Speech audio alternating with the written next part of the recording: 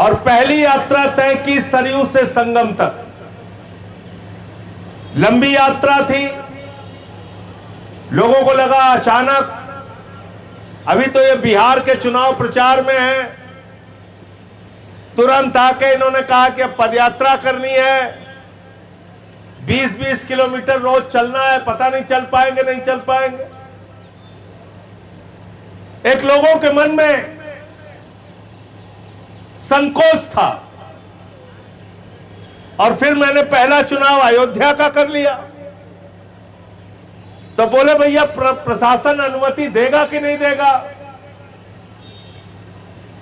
लेकिन सरयू से वो यात्रा शुरू हुई, उस समय संख्या कम जरूर थी, लेकिन जब सभा हुई अयोध्या के अंदर तो विशाल जनसभा में तब्दील हुई। और जब अयोध्या की सड़कों पर हम लोग निकले तो एक बहुत बड़ा हुजूम रोजगार के सवाल पर और सामाजिक न्याय के सवाल पर निकला। फिर वो यात्रा बढ़ती गई, अयोध्या के बाद सुल्तानपुर पहुंची, सुल्तानपुर के बाद प्रतापगढ़ पहुंची और प्रतापगढ़ के बाद संगम नगरी प्रयागराज में पहुंची। भाई सर्वेश यादव जी भी यहां पे हैं, जिला अध्यक्ष वहां के। और जो लोग पहली पदयात्रा में थे उनको याद होगा, इतनी बड़ी संख्या में नौजवान प्रयागराज में इलाहाबाद विश्वविद्यालय का नौजवान हमारे साथ जुड़ा, जिसकी कल्पना भी आम आदमी पार्टी के नेताओं को नहीं थी। भारी संख्या में लोग आए, मैं जहां रुका था वहां भी लोग मिलने आए, नौजवान आए मुझसे मिलने के लिए। कोई कह रहा था इस परीक्षा में पेपर लीक हो गया, कोई कह रहा था उस परीक्षा में पेपर लीक हो गया, कोई कह रहा था असिस्टेंट प्रोफेसर के सिलेक्शन में धांधली होती है, कोई कह रहा था लेखपाल के सिलेक्शन में धांधली होती है, कोई कहता था दरोगा के सिलेक्शन में धांधली हो गई, कोई कहता था पुलिस के सिलेक्शन में धांधली हो गई। अभी तो हमारे साथी जिक्र कर रहे थे वकीलों के परीक्षा में धांधली हो गई। लेकिन मैं आपको याद दिला दूं, वहां ऐसे भी नौजवान मिलने आए जिन्होंने बताया जज के परीक्षा में पीसीएस जे में भी धांधली हो गई। यह उत्तर प्रदेश की हकीकत। ऐसे भी लोग मिले जो जिंदा थे, लेकिन उत्तर प्रदेश की योगी सरकार ने कागजों में उन्हें मार दिया, उनको पेंशन नहीं मिलती। मुझे याद है, मुझे यात्रा में मिलने के लिए वो आए थे, रोजगार सेवक मिले, आशा बहुएं मिली, शिक्षा मित्र मिले, रेडी पटरी वाले मिले। सबकी ओर से एक ही बात थी, कुछ करिए सांसद जी, कुछ करिए, आम आदमी पार्टी को कुछ करना चाहिए। और पहली यात्रा से एक बड़ा हौसला हमको मिला। फिर हमने दूसरी यात्रा शुरू की, रामपुर से अमरोहा। रोहेलखंड के प्रदेश अध्यक्ष महोदय यहां पर बैठे हैं। उस यात्रा में भी यह संकोच था कि जिस इलाके में हम लोग चल रहे हैं पता नहीं कैसा समर्थन मिलेगा नहीं मिलेगा, यात्रा होगी कैसी नहीं होगी। और उसमें भी प्रशासन ने अंतिम तक यात्रा की अनुमति देने में खेल खेला इनके साथ। लेकिन मैंने हैदर भाई से कह दिया था, अंसार भाई से, फैसल भाई से, कि जब यात्रा तय हो गई है तो यात्रा होगी और जरूर होगी, रोहलखंड में भी यात्रा होगी। हम रामपुर गए, मुरादाबाद गए, अमरोहा गए, 3 जिलों में यात्रा हमने की। और कौन सा महीना था हैदर भाई? दिसंबर का महीना था, कड़कती ठंड थी। कह रहे थे ठंड में तो कोई आएगा नहीं, यात्रा मत करो, ठंड में कोई नहीं आएगा। ठंड में, कोहरे में, कड़कड़ाती हुई स्वेटर पहन के,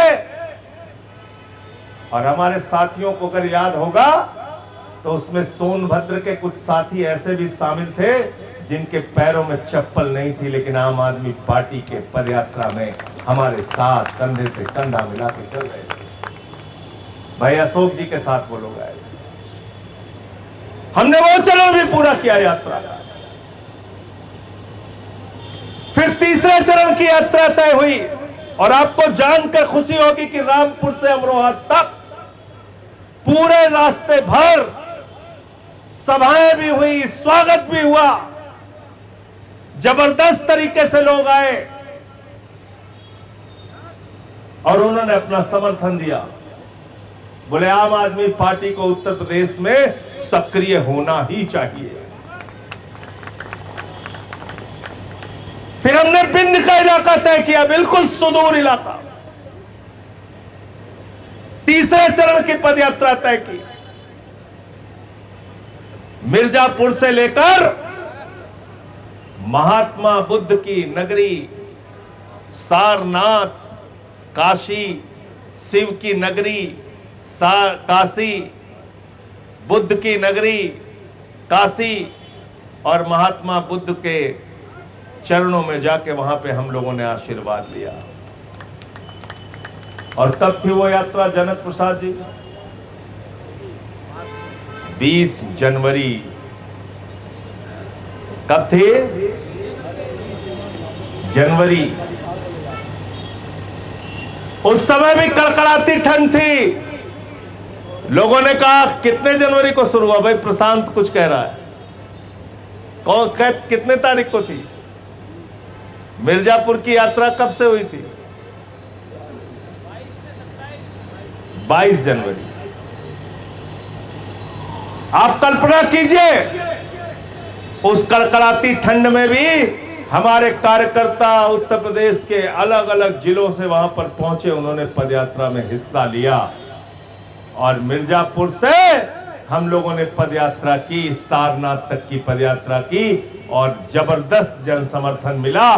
जब हम काशी पहुंचे तो हमारे ऊपर 3 मुकदमे लिखे जा चुके थे। पत्रकारों ने कहा आप पे मुकदमा हो गया। मैंने कहा किसने किया? बोले योगी जी ने कर दिया। हमने कहा क्या मुकदमा है? कहने लगे आपने मणिकर्णिका घाट के ऊपर कोई ट्वीट किया, उस पर मुकदमा हो गया। तो हमने कहा तो क्या करना है? कहने लगे वो कमिश्नर कह रहा है अगर 48 घंटे के अंदर संजय सिंह ने 72 घंटे में अगर संजय सिंह ने जवाब नहीं दिया तो उनके खिलाफ सख्त कार्रवाई होगी। तो मैंने कहा भाई मैं पूरे दल बल के साथ बनारस में पहुंच गया हूं और बनारस ही जा रहा हूं। उस कमिश्नर से कह दो सख्त से सख्त कार्रवाई करे, सख्त से एकदम सख्त वाली कार्रवाई करे। फिर मैंने मीडिया के मित्रों से कहा संजय सिंह के ऊपर एफआईआर हो गई, ये मुद्दा नहीं है। हमारे ऊपर तो 50 एफआईआर पूरे देश में ये लोग कर चुके हैं। मैं कहना चाहता हूं मुद्दा यह है कि नौजवानों को रोजगार देना पड़ेगा, जाति धर्म के नाम पे भेदभाव बंद करना पड़ेगा। मेरे पर एफआईआर हो गई है, कोई मुद्दा नहीं है। एफआईआर तो रोज करते रहते हो, करो रोज एफआईआर। पवन तिवारी जी हमारे साथी जो वहां के अध्यक्ष हैं काशी प्रांत के, उनके नेतृत्व में और तमाम हमारे जो जिला अध्यक्ष थे, साथी थे, उन्होंने बड़ी मेहनत के साथ उस पदयात्रा को किया। अच्छी पदयात्रा हुई। उसके बाद चौथे चरण की पदयात्रा आगरा से लेकर मथुरा तक की पदयात्रा हुई। और मैं आपको बता दूं, जैसे कल तुम्हारे साथ नौटंकी कर रहे थे, ऐसे ही बनारस में नौटंकी कर रहे थे। कह रहे थे परमिशन नहीं है। हमने कहा अच्छा, कह देना सांसद जी को जिले में नहीं घुसेंगे। हमने कहा अच्छा। कहने लगे सभा तो बिल्कुल नहीं करने देंगे। हमने कहा बिल्कुल ठीक बात है। तो मैंने पदयात्रा भी पूरी की और उसके बाद आके सभा भी की और सारे पुलिस वाले वहां खड़े थे सुरक्षा में। ये पुलिस वालों की कोई गलती नहीं है, ऊपर से जो आदेश मिलता है इनको करना पड़ता है। फिर चौथे चरण की पदयात्रा हुई आगरा से लेके मथुरा।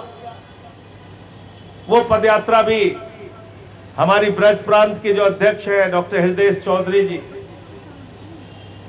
उन्होंने बहुत अच्छे ढंग से इस पूरी यात्रा का आयोजन कराया। उसमें हमारे जिला अध्यक्ष जो थे मथुरा के, उन्होंने भी बहुत सहयोग किया। आगरा के जो हमारे जिला अध्यक्ष थे, उन्होंने भी सहयोग किया।